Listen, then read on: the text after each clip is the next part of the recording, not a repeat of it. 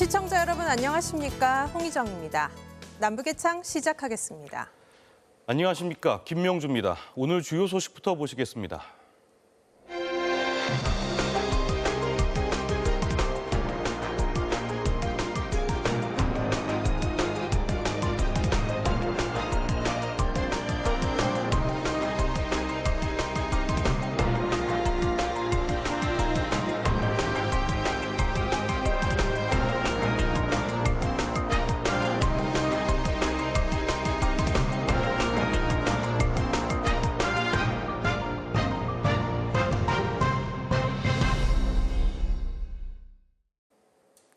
미국이 유엔 인권이사회에 3년 만에 복귀했습니다. 북한 인권 결의안에 대해 각국의 지지를 호소하며 북한 인권 문제에 적극적으로 대응하겠다는 뜻을 분명히 밝혔는데요. 앞으로 이어질 북한과의 비핵화 협상에는 어떤 영향을 미칠지, 북한의 반응은 어떨지 주목되고 있습니다. 미국이 원칙론을 들고 북한 인권 결의안 동참을 압박하면서 우리 정부의 고민도 깊어지는 모습입니다. 이슈엔 한반도 정은지 리포터입니다. 북한 주민 인권 침해 실태를 조사해온 북한 인권증진센터. 코로나19 사태 이후 더욱 어려워진 최근 북한 상황을 탈북민들로부터 전해 듣고 있습니다.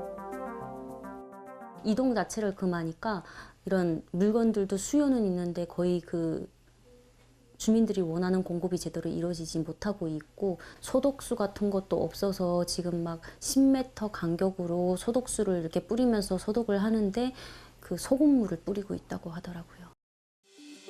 북한에 남아있는 가족과 최근 통화가 연결된 탈북민에게 북한 내부 상황을 물어봤습니다. 완전 예전에는 콩기름, 이제 중국 콩기름 5kg짜리 이제 한 통에 중국 돈으로 50원 했었는데 지금은 막 250원 한다고 하더라고요. 쌀도 적으니까 이제 사는 게 계속 힘들다고. 어제도 전화 와가지고 이제 막 먹고 사는 게 힘들다고 이제 돈 좀 보내달라고 하더라고요. 식량난만큼이나 힘든 건 주민들에 대한 감시와 통제 강화라고 하는데요. 토랑 설치해가지고 지금 그냥 가면은 써라고 해가지고 지금 저희 사는 지역 쪽에도 더 설치했다고 하더라고요. 저번에도 이제 막 저녁 8시에 통금 시간 맞춰가지고 그래가지고 막 총도 쏘고 한다고 하던데요. 코로나19 이후 더욱 심각해진 북한 인권 유린 실태는 여러 국제기구 조사를 통해서도 속속 드러나고 있습니다. 최근 유엔 북한 인권 특별 보고관은 유엔 인권이사회에 제출한 보고서에서 국경 폐쇄와 이동 제한 조치로 북한 시장이 매우 축소됐고 필수 식량과 의약품, 농업 재료 등이 모두 부족하다고 밝혔습니다. 국제인권단체 프리덤 하우스는 49년째 북한을 세계 최악의 자유탄압국으로 지목하기도 했습니다. 단체가 발표한 북한의 자유지수는 100점 만점에 3점. 수년간 내전으로 고통받고 있는 시리아 등과 더불어 가장 자유지수가 낮은 국가로 분류됐습니다. 북한 인권에 대한 국제사회의 우려 속에 미국은 유엔 인권이사회에 3년 만에 복귀했습니다. 토니 블링컨 미 국무장관은 공개 연설에서 북한 인권 결의안 채택을 촉구했는데요. 북한 외무성은 서방 국가들의 지적에 내정 간섭이라고 반발했습니다. 미국은 오바마 전 대통령 취임 이후인 2010년부터 2018년까지 북한 인권 결의에 공동 제안국으로 참여해왔습니다.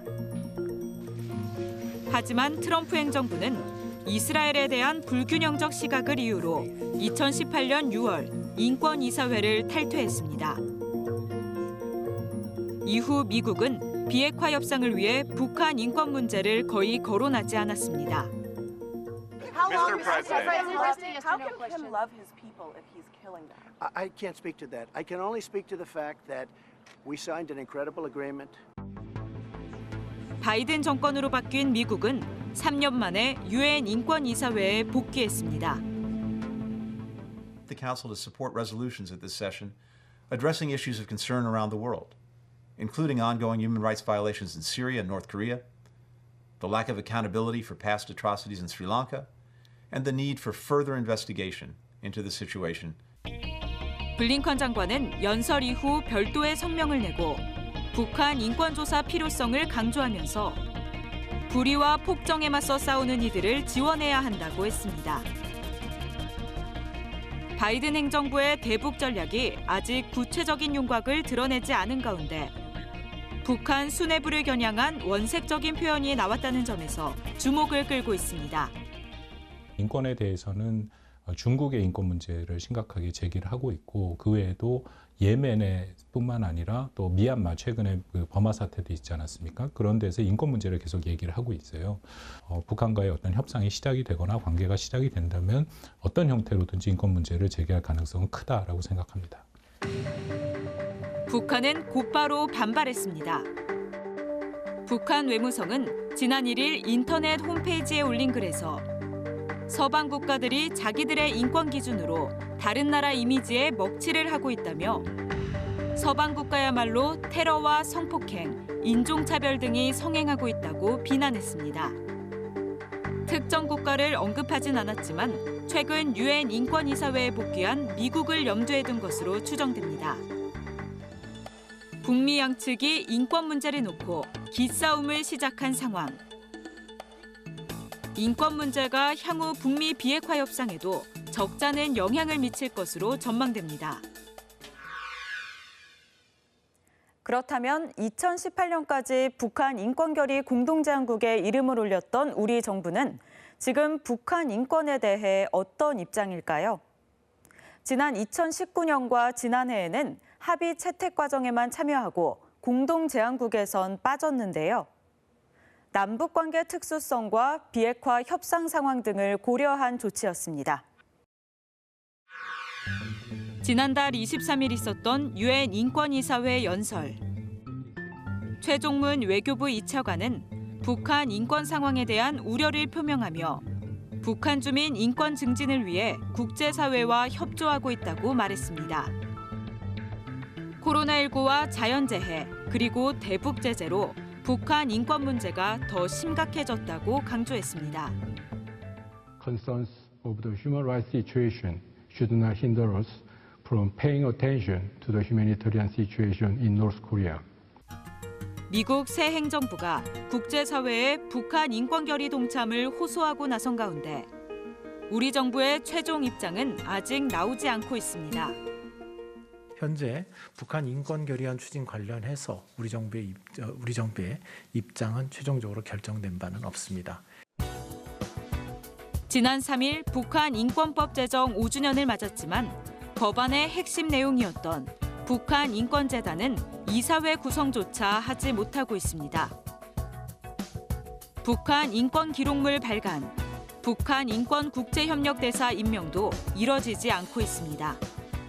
인권을 개선하는 방법은 두 가지예요. 하나는 이른바 이름 불러 창피 주기 식으로 해갖고 인권 보고서를 내오는 거죠. 또 하나의 방법은 조용한 외교라는 게 있습니다. 외부로 드러나지 않고 국가와 국가의 양자 관계를 통해서 뭔가 조건을 제시하면서 대신에 반대급부로 인권을 좀 증진하도록 일종의 압박을 가하는 그런 형태거든요.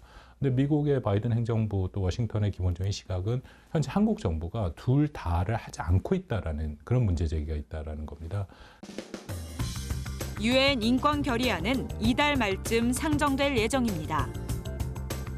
남북관계 복원을 추진하고 있는 우리 정부가 북한이 예민해하는 인권 결의안에 올해 어느 수준으로 동참할지 관심이 모아지고 있습니다.